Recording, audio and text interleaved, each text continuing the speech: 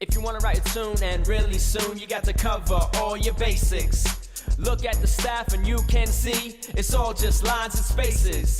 The treble clef has the notes you need if you want to write a M-E-L-O-D.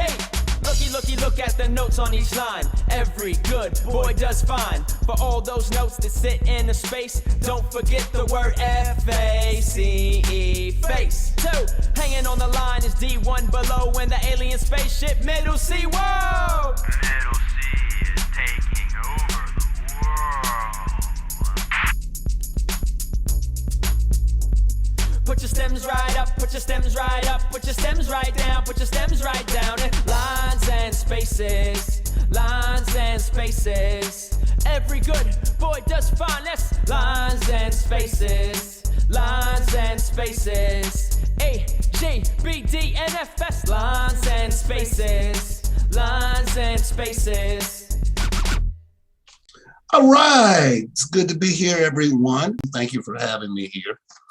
I'm going to touch on certain devices that I use, which come from the Quaver concept.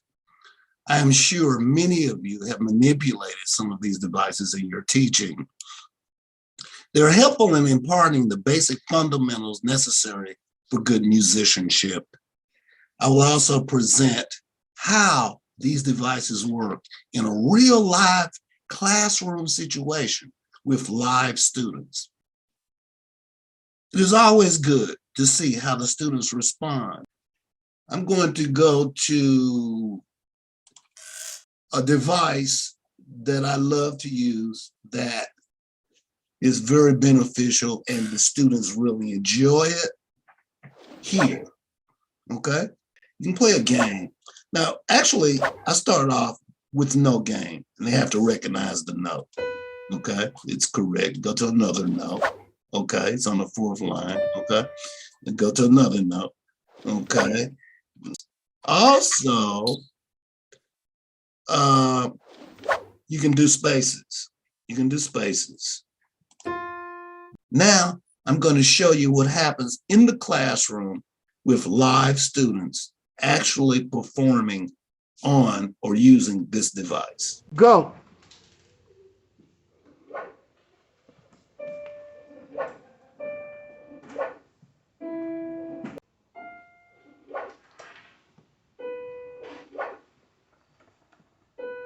Good job.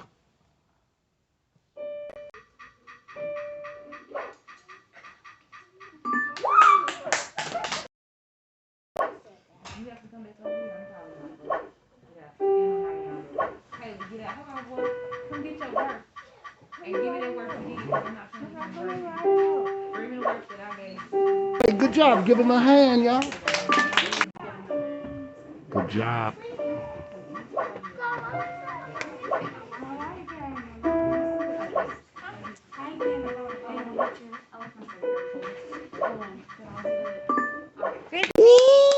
Now, one of the devices that I think is very important is the storytelling device, okay? So I'm going to find that, and the story is called Blah Blah Visits Planet Earth. Blah Blah visits Planet Earth. Have you ever gone exploring? You could have an English dialogue with text where they can read and listen. You got an English dialogue, and you also have Spanish. Also, it tells you about the main characters. It's like you're in reading class. So you got main characters, and you have the story elements. After we discuss what sharps and flats are and accidentals and things of that nature, okay, we have an ear training exercise. Hey, this one starts on middle C, goes down, and then up.